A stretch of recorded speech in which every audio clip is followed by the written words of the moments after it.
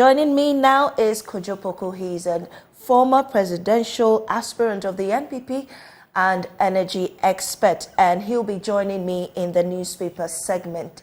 And he's here with me right now. Welcome, Mr. Poku, to the AM show. Hi, good morning. How are you? I'm great. Nice having you here. And so let's delve. Yes, we've not met. Yes, we haven't met. I know, but I know you from afar. Oh, that's good. So Ben introduced me, did he? Yeah. I am Mamiesi Nyamiche Thompson, if you haven't heard yet. And I'm so happy to have you here. Welcome to the show. Thank you. Welcome to my show. Interesting. Maybe next time you should join me in studio. But let's delve right into it. But before we do that, you recently endorsed Mr. Bawumia on his presidential ambition. How did that go? His Excellency, Dr. Bawumia, yes. After the 26th election, which I did not make it to the shortlisted 5, my team and I decided that we will consult our immense supporters on the grassroots to see who we can support in the 5 that made it through. It became 4 with the resignation of Honorable Alain Shamatin. But my team and I looked at it and said, look, we need to support somebody that would be immense help to the party, and someone that in the challenging times that we have in the country, somebody when he now be elected president would have had some level of apprenticeship experience, some level of try and error. He's done that already, doesn't have to now come in and do that try and error. Someone that we think that will come with steady hands and basically help the party and help the nation. And overwhelming majority of my supporters in the grassroots think that that person should be Dr. Bawumia, the vice president. And that's why I met with him and had a very good conversation. And I think that the charisma and the insights and the in-depth knowledge the man has, every Ghanaian should have the chance to meet him. And we all know that we are going to have a very good president. Right. And Mr. Poku, we can't dismiss the fact that the exit of Mr. Tremantin wouldn't make some impact on the party. What do you make about his exit? No, it can. And let's not downplay that. It can definitely make some impact on the fortunes of the MPP. And that is why I have said that messaging is key. We need to be able to talk to our delegates, talk to our party members to know that we have the right message. I have always referred to a statement that has been issued by Mr. Ejakun. And as you guys are aware, he also did not contest in the runoff that was supposed to be between him and Adenimo. And in a way, he writes outside that, look, though many have not resigned from the party, they have resigned in their heart. And for me, that was very profound. And we need to basically reach out to all the people. And I'm sure the party will do that. Look, I got a surprise visit in my office by the chairman of the party. And those are some of the moves that I think the party hierarchy is doing to make sure that we have a united front going forward into 2024. Right. Okay. Well, let's put a pause on that conversation and delve into the newspaper segment right now. I have with me the Daily Graphic, and on their top story is talking about the reducing presidential powers. Justice Doche has been making some comments about the appointment of staffers and special assistants under the Presidential Office Act. And I'll read a bit of it. It says, a retired justice of the Supreme Court, Justice Jones Victor Maulom Doche, has stressed the need to reduce the powers of the president to appoint staffers and special assistants under the Presidential Office Act, 1993 Act 463. That, he explained, would reduce the effects of the operations of the Act on the fortunes of the civil and local government service staff. He said the law in its current form gave the president extreme laxity to do whatever he liked in office. Presenting a paper at the 6th Nathan Anankwal Lecture and Excellence Awards organized by the Civil and Local Government Staff Association of Ghana, CLOSAG, in Accra yesterday, Justice Doche wondered why successive governments had not questioned the validity of the law despite it being passed by one-sided parliament after the New Patriotic Party boycotted the 1992 parliamentary elections. And then also with the publisher, we have the minority slums NIB-ADB measure and predicts massive job losses. Now, We'll be coming to that story shortly. In the Times, we also have on their top story about the limited voter registration exercise. It says the EC registers over 673,276 eligible voters, set to meet over survey about 700,000 target. So, Mr. Poku, let's start with the Daily Graphic. As you've already heard, retired Justice of the Supreme Court, I beg your pardon, Justice Jones Victor Malum Doche, has been talking about the need to reduce the powers of the president, to appoint staffers and special assistants under the Presidential Act 463, to the special assistants under the Presidential Office Act. What really do you make of this call by Justice Doche? Well, I think that the only input I think that law should be made into is that those staffers and appointees should be vetted by Parliament as well. I've always had the view that we have ministers who are appointed by the President and Parliament vets them, but special assistants who these ministers appoint. And you see, I think that the President's special assistants and the minister's special assistants are paid by the national coffers. And for us to know that people are bringing in competent people to work with them, Parliament should also be made to vet these people. It's very important that our presidents and our ministers have the best hand and help to do their work. If you look at the volume of work that needs to be done, especially now that we are saying that, look, we have too many ministries and we should collapse some into some so that we have smaller ministries, it means that individuals will have to do more work. Because as a country, we are growing. In the past, we were, 20 million or 19 million, and somebody used 60 ministers. Today, we are 32 million. The economy is growing. There are other areas coming into the economy. I'll use the energy. Before, you didn't have what you call Ghana gas. Before, you didn't have Grico. Before, you didn't have a lot of the areas that are now in the energy sector. So because of oil and gas is now here to stay, the energy sector has expanded. So when you are now giving special assistance to these ministers or special assistance to the president, I honestly think that we shouldn't look at curtailing the power to appoint, but what we should look at is the vetting of the competence of who these people are appointing. Because if the president is appointing a special assistant, Parliament should be interested in who the president is appointing. If a minister is appointing a special assistant, Parliament should be interested in that. So I think that the way I will go is that we should vet these appointments instead of curtailing the power to appoint them. And does that mean that you're agreeing with Justice Doche? Is this something that the NPP will be looking at? No, he's saying that we should curtail the power to appoint. I'm saying that don't curtail the power to appoint, but vet the quality of the appointment. You see, there are two different things. If somebody is president, he needs a certain number of people to work with. If Parliament vets these people and they feel that they are not competent enough, then because what Ghanaians worry about is the output, not the number. I've always said that, look, if you have 1,000 ministers and Ghana turns into Dubai, everybody will clap for you. But if you have 100 ministers and we're still where we are, then everybody will question your performance. So the result is what Ghanaians question. It's not the number, okay? How you get there, Ghanaians are basically electing you to office as leader of the country to deliver Ghana, transform our lives.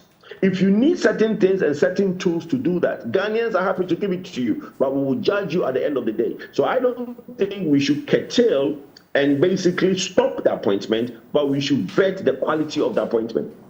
I think the key question too here is about the abuse of power.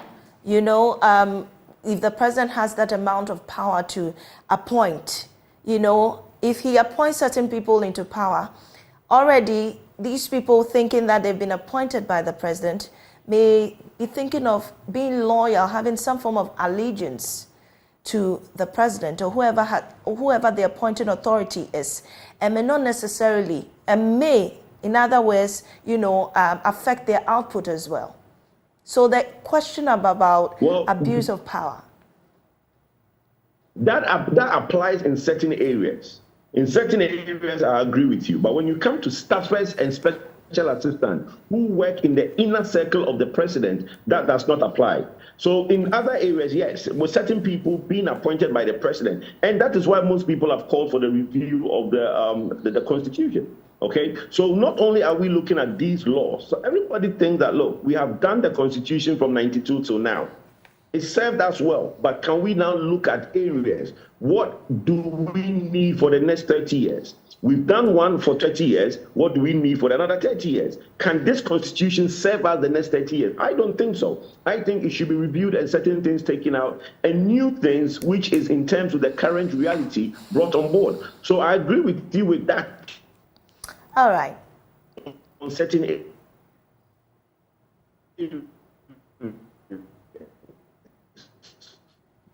Unfortunately, we are having difficulty getting Mr. Poku there. The internet is kind of having us some problem there, but we'll be bringing him back when we get him. But let's continue with the newspaper review. Moving on to another topic, which is the guarantor system has outlived its usefulness. That's the concerns of the EC. And I still read from the Daily Graphic newspaper, page 10, which says the Electoral Commission has said that the guarantor system has outlived its usefulness, hence the need for a system that will ensure people are registered on merit rather than others vouching for the age and nationality of applicants. That, it's said, was the reason behind the proposed new CI, or constitutional instrument. And I understand Mr. Poku is back with us on the line. Mr. Poku, welcome back.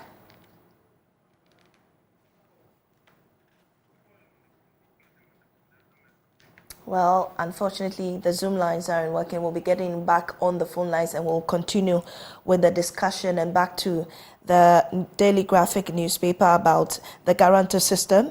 The EC is raising concerns and has said that the reason behind a proposed new constitutional instrument that will require the use of the Ghana card as the only means of identification for new applicants to register as voters.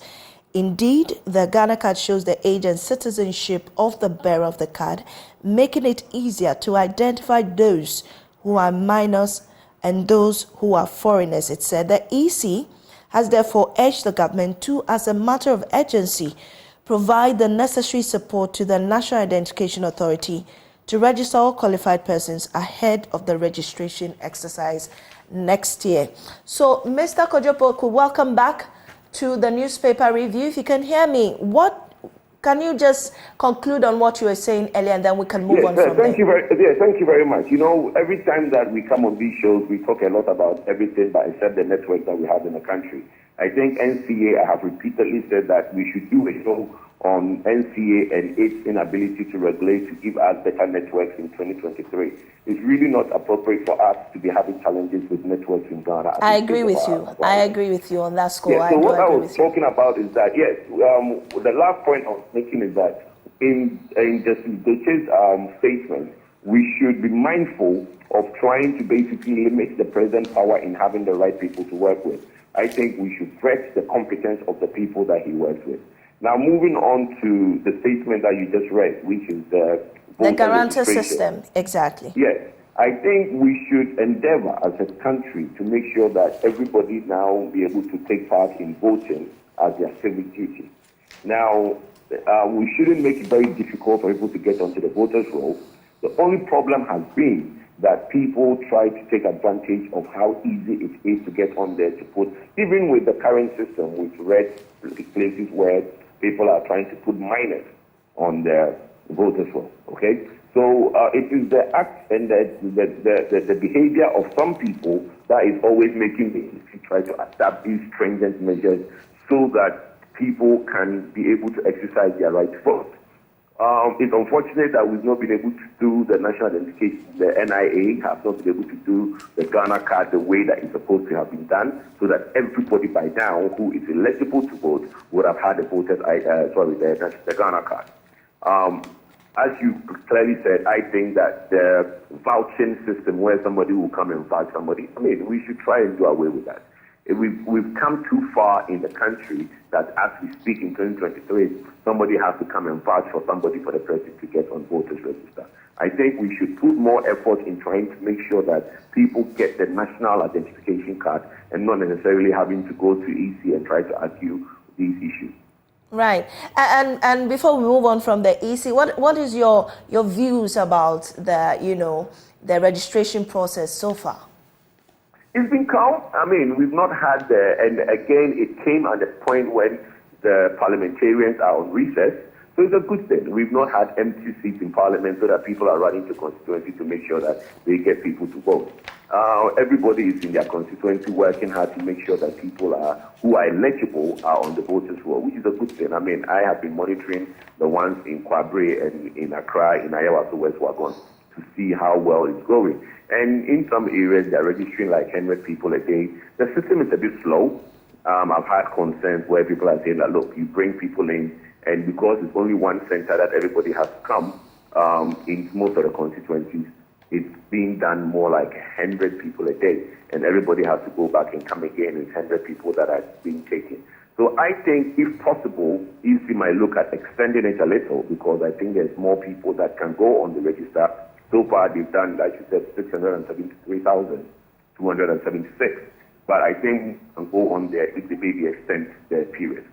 But the EC has already indicated that they are going to do another exercise next year, and this was to enable them register for those who will be taking part in the December elections of the district, district level elections. What do you make of that? Or you think? Well, let's also put it out there that our register is a continuous process. Anybody can walk in to any place and register at any time. We don't need to wait for this type of exercise for everybody to rush to register. Look, meaning the people who mean well can always walk into. But the problem we've had is resources of individuals to even take that trip to go and do the registration. Everybody is busy going about their busy lifestyle. It's left with the politician, the MP, or the party official to go and mop up these people to help them to come to the center and vote. So if you say that it's a continuous process, you can just walk in. Only a few people will do that. So we hope that EC would introduce it again next year so that we can mop up a lot more people who probably are turning 18 next year, and also those that are already 18 and could not get on this year. Right, Mr. Poku, let's move on now to the Ghanaian publisher. And yesterday the minority raised concerns about the NIB-ADB measure and predicted massive job losses. Now, let me read a section of the story. It says the minority in Parliament has raised doubts regarding the government's proposed measure of the National Investment Bank, NIB, and the Agricultural Development Bank, ADB, expressing concerns this decision could potentially lead to the collapse of the bank.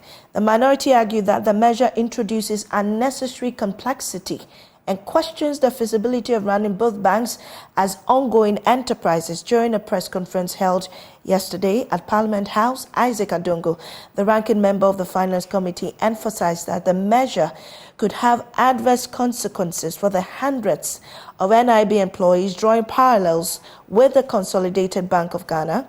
And Adongo highlighted how CBG was initially promoted as the second largest bank by branches after the confiscation of about 190 branches from 7 banks during the banking sector cleanup. However, he pointed out that the current reality paints a different picture. As CBG now operates only 114 branches, this situation has raised questions about the fate of employees who were previously working at the collapsed branches and how they are coping with their livelihood. So, Mr. Poku, there are concerns that bringing these two banks together, obviously, in every measure, there definitely will be some form of job losses, but at which scale?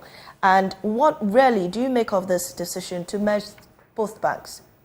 Let me ask a question. Are we in this country to do business and make profit or to create jobs?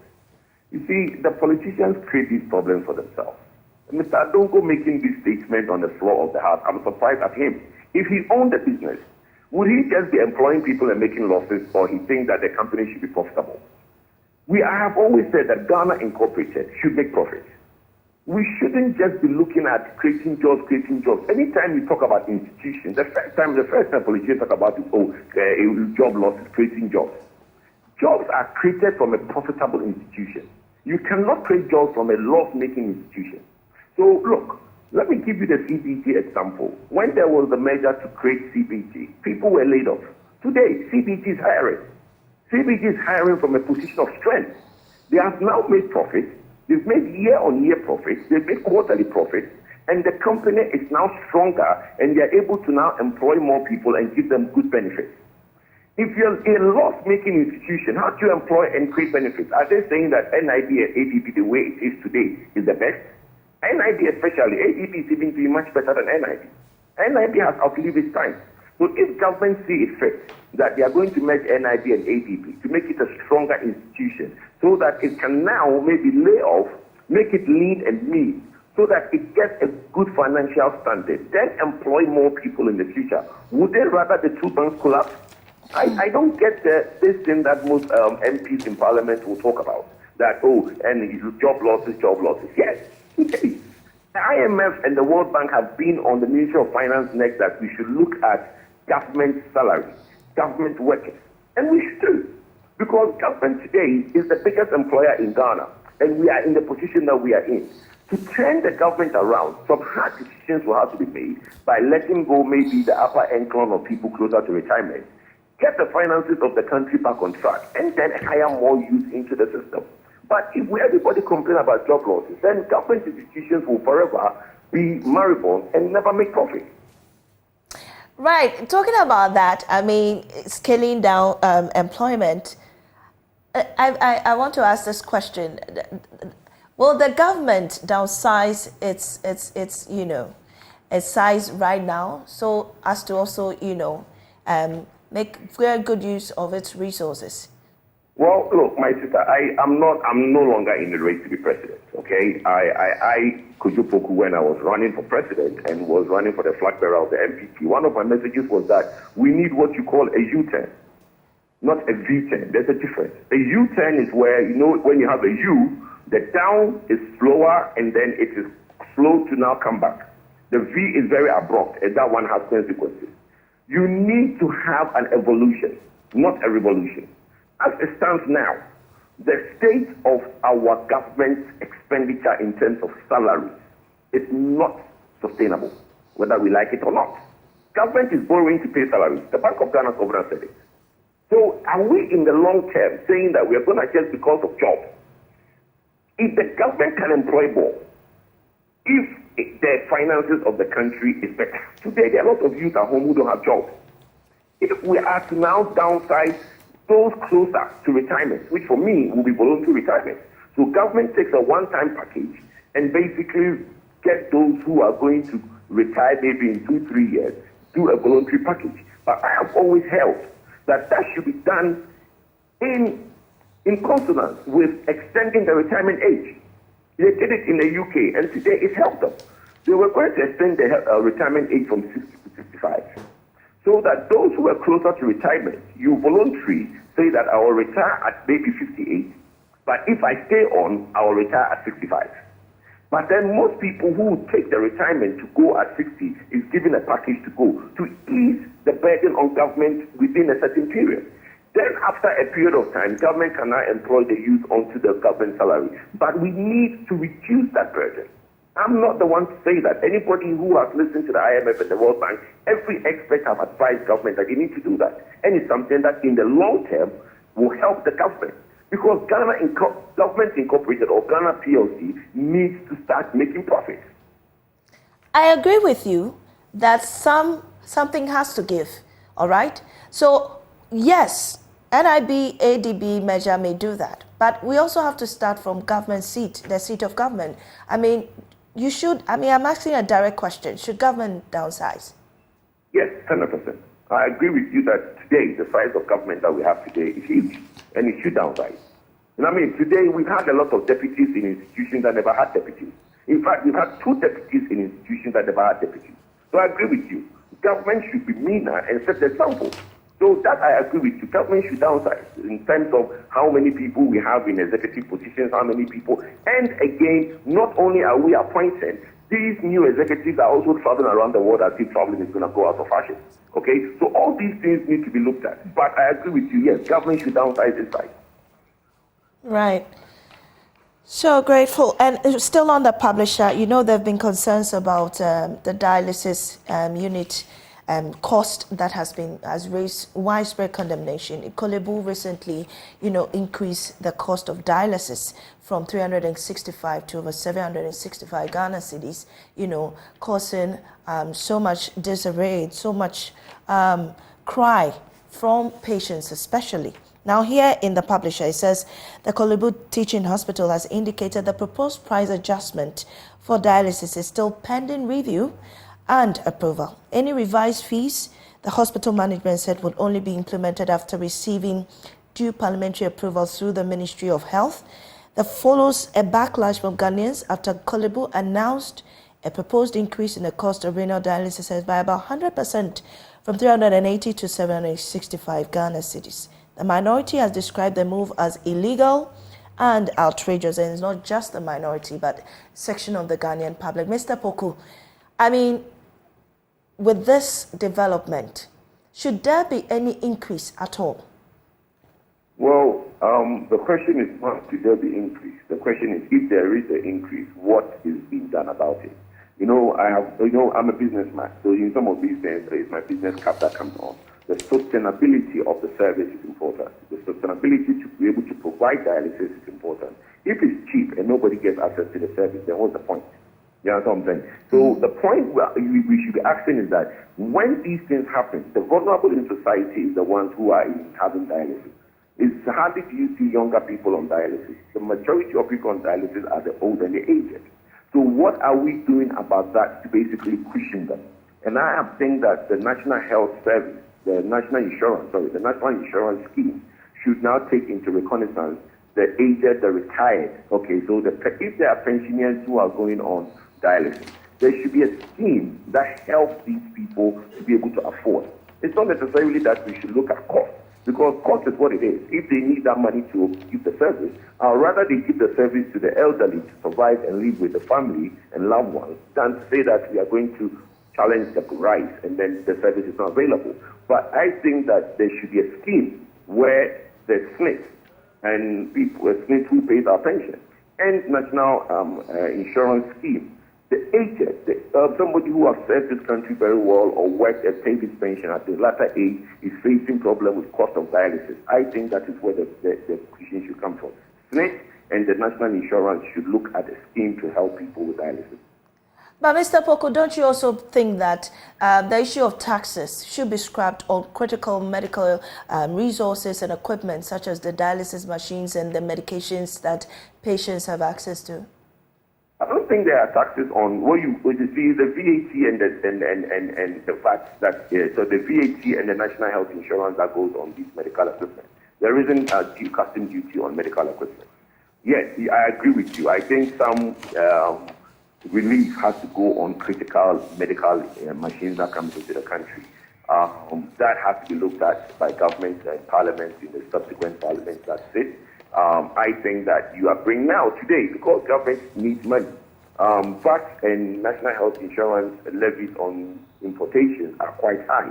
So even though you are not paying duty, you realize that the amount that you are paying for these VAT and National Health Insurance taxes on medical equipment have gone up. That should be looked at to basically bring relief to the cost. But it's not necessarily the equipment. It's the dialysis, for dialysis, it's the reagents. Okay? So the reagents is what needs, I think reagents should basically be tax-free. Okay? So if the equipment is taxed, the reagents, which are the recurring costs, should be tax-free. And if it can't be tax-free, like I said, we should look at the aged and the vulnerable who suffer dialysis, who suffer liver and kidney problems, that they need dialysis. We should have a scheme that helps them. Right, Mr. Poku. We'll be doing the finder now. It's on the front page. It says green tourism vital for investment, which is really the main discussion of our program today. Also on the daily guide, it says minors, foreigners abuse guarantor system, which we've already discussed, and also South Africa puts Ghana on e-visa. Also over 650,000 get voter ID card. That's for the daily guide. But let's dwell more on the finder, which says green tourism vital for investment. It says that The Deputy Minister of Tourism, Arts and Culture, Marco Krikomante, has said green investments in the tourism industry is critical in providing far-reaching economic, social and environmental benefits to the host country and communities. And he says that you're using the money and resources to support eco-friendly practices in the tourism industry. Now, Mr. Poku, what do you make of our tourism sector currently, seeing that we have so much that we can achieve from this sector? What must be done? You see, tourism is a private sector-led industry. Government only creates the enabling environment. We need to create the enabling environment for private sector to be able to invest their money.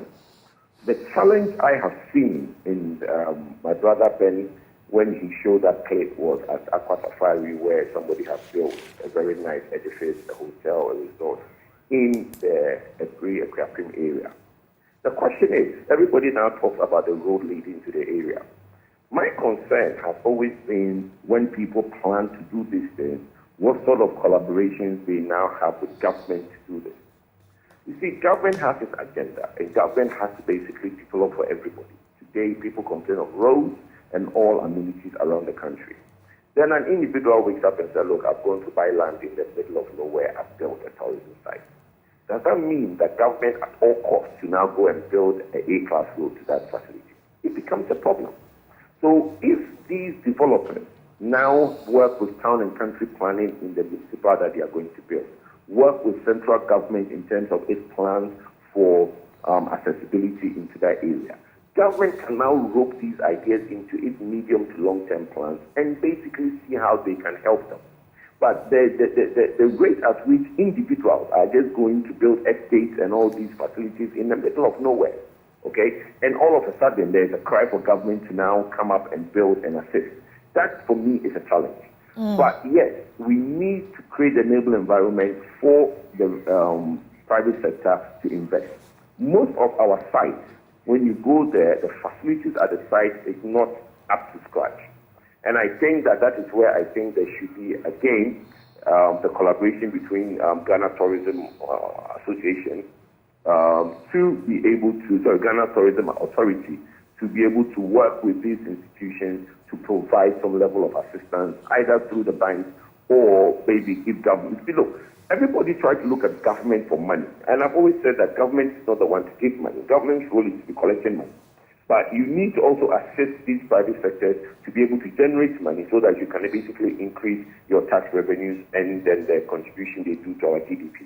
But I think the Ghana Tourism Association and its members, because it's a revenue generation institution, you can assist them with some funding from any of the banks so that in the long term it can be paid back. But I don't think that government should be dwelling out money to these private institutions because government doesn't have that money to go around.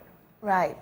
Mr. Poku, it's been an absolute delight having you here on the newspaper review here on the AM show.